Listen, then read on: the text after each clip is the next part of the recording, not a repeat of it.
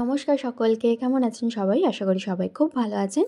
আমিও খুব ভালো আছি। আজকে কিন্তু সকলের প্রিয় বিরিয়ানি আমি ঘরোয়া পদ্ধতিতে কিভাবে সহজেই বানিয়ে নিয়েছিলাম সেটা দেখাবো।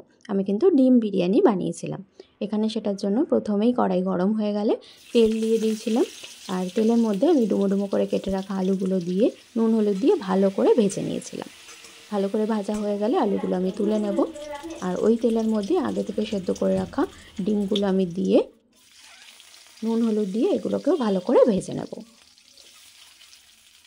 দেখুন ডিমগুলোও ভালো করে ভাজা হয়ে গেছে, এবার তুলে নেব।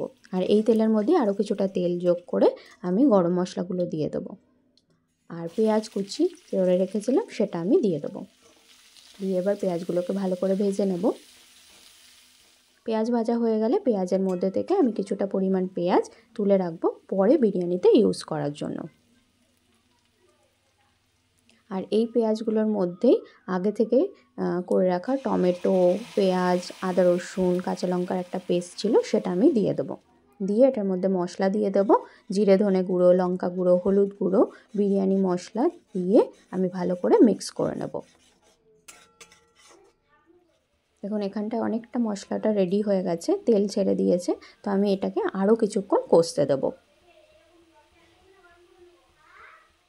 দেখুন এখানটা মশলাটা একদম রেডি হয়ে গেছে। এরকম শুকনো শুকনো মশলাটা হয়ে গেলে এটার মধ্যে আপনি আগে থেকে করে রাখা ডিম আর আলু ভাজাটা দিয়ে দেবেন। এখানটা আমি দিয়ে দিয়েছি, দিয়ে এটার সঙ্গে ভালো করে মিশিয়ে নেব। মিশিয়ে ভালো করে কষতে দেবো। ভালো করে কষানো হয়ে গেলে আমি এটার মধ্যে থেকে ডিমগুলো তুলে রাখবো। আর এটার মধ্যে আমাদের ঘরে যেটা চাল ইউজ করি সেই চালটা আমি দিয়ে দিয়েছিলাম ভালো করে ধুয়ে। আপনারা যদি চান বাসমতি চালও ইউজ করতে পারেন এটার মধ্যে। এবার এটাকে ভালো করে মিক্স করে নেব, ভেজে নেব ভালো করে। ভালো করে ভাজা হয়ে গেলে আগে থেকে করে রাখা গরম জল আমি এটার মধ্যে দিয়ে দিয়েছিলাম।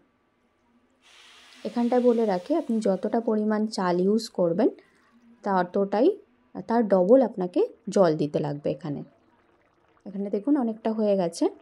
আমরা 80 থেকে 85% যখন হয়ে যাবে বিরিয়ানিটা, তার উপর দিয়ে আমি ডিমগুলো দিয়ে দেবো, ভেজে রাখা পেঁয়াজগুলো দিয়ে দেবো, উপর দিয়ে কেওড়া জল আর গোলাপ জল কিছুটা পরিমাণ আমি ছড়িয়ে দেবো, আর দুটো লঙ্কা আমি চিড়ে উপর থেকে দিয়ে দিয়েছিলাম, দিয়ে ঢেকে দেবো। ঢেকে কিছুক্ষণ হতে দিয়েছিলাম। দেখুন এখানটায় বিরিয়ানি একদম রেডি হয়ে গেছে। দারুণ টেস্ট হয়েছিল খেতে। আপনারা অবশ্যই ঘরে ট্রাই করতে পারেন। যারা বাইরের বিরিয়ানি একদম খেতে পারেন না তারা অবশ্যই ঘরে ট্রাই করে খেতে পারবেন। আর অবশ্যই আমাকে কমেন্ট করে জানাবেন।